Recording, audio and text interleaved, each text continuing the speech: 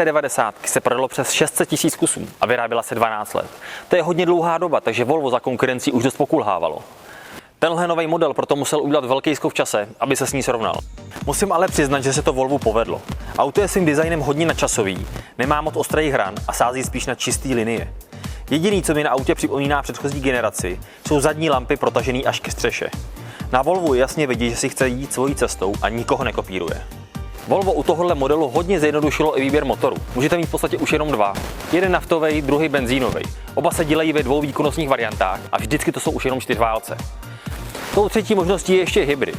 To se k silnější verzi vznětového motoru přidá ještě 80-koňový elektromotor a pak je kombinovaný výkon nějakých 407 koní.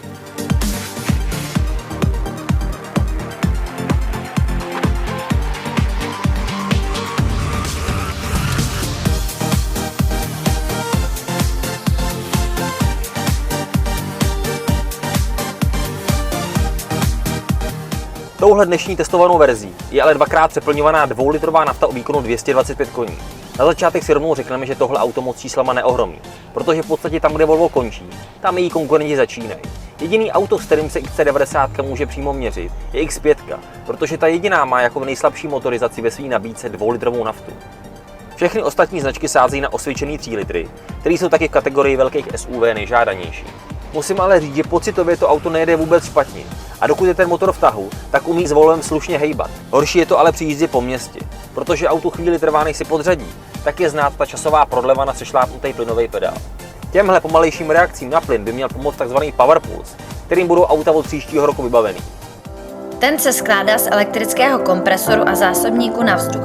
V případě potřeby, která nastane při prudké akceleraci, pustí přes ventil vzduch do výfukového potrubí a tím dojde k rychlejšímu roztočení turbomechadla. Řízení u XC90 jde hodně zlehka, takže na manévrování po městě je ideální.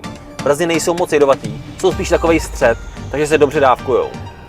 Podvozek může být u 90 buď na klasických tlumičích, anebo na měchách. Ty jsou i tady na tom autě, ale i když mám auto nastavený v komfortním režimu, tak ten podvozek působí spíš tuším dojmem. Volvo není moc houpavý a celkově je naladěný spíš do sportu. Hodně tomu pomáhají i tyhle 21 kola. Tohle to má výhodu v tom, že auto se v zatáčkách moc nenaklání a dá se s ním jezdit poměrně svižně i mimo dálnice. Druhou stránkou věci je ale to, že auto je na rozbitém asfaltu trochu uskákaný, což nepůsobí úplně komfortně. Mně osobně ale tohleto nastavení vyhovuje, protože od auta chci, aby spíš jelo než plavalo. 90 má samozřejmě i klasické nastavování jízdních režimů. Volit se dá ještě mezi sportovním, terénním nebo ekomódem. Ve sportovním režimu samozřejmě auto spadne ještě o něco níž a začne řadit ve vyšších otáčkách, ale ten rozdíl není moc znatelný. Jestli jsem na začátku mluvil o tom, že Volvo udělalo, co se exterioru týče, ohromný skok dopředu, tak tedy vevnitř je to jako okno do vesmíru. Volvo místo čudliků a všech možných hejblátek dal do palubky tenhle velký displej, který funguje jako dotykový tablet. V podstatě se přes něj ovládají všechny systémy na autě, od navigace přes hudbu až po klimatizaci. Celý systém funguje výborně, je přehledný a intuitivní, takže zorientovat se v něm jde poměrně rychle. Jelikož jsme ve Volvu, tak asi není možný nezmínit si o bezpečnostních asistentech, kterýma je tohle auto doslova nacpaný. Volvo má totiž na bezpečnosti svých aut postavenou velkou část svého marketingu a investuje do jeho vývoje i velkou část svých prostředků. Přiznám se, že já nejsem zrovna velký příznivec tady těch asistentů.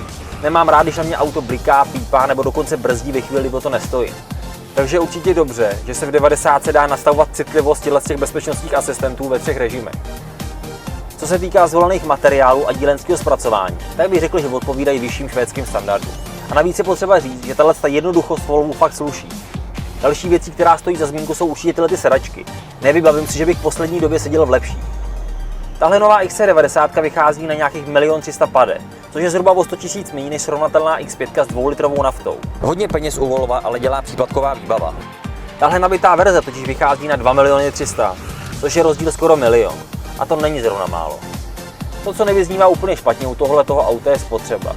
Mně to ukazuje po týdnu svižnějšího ježdění nějakých 10 litrů. Psanou to má sice 6, ale to je asi u více 2tunového auta nereálný. Myslím si, že při normálním ježdění by se nechalo jezdit tak za 9. Takže kdybych tomu měl udělat nějaký závěr, tak bych řekl, že Volvo je určitě zajímavý a nebokoukaný auto s výborným podvozkem, dostačujícím motorem, ale už s nestíhající převodovkou.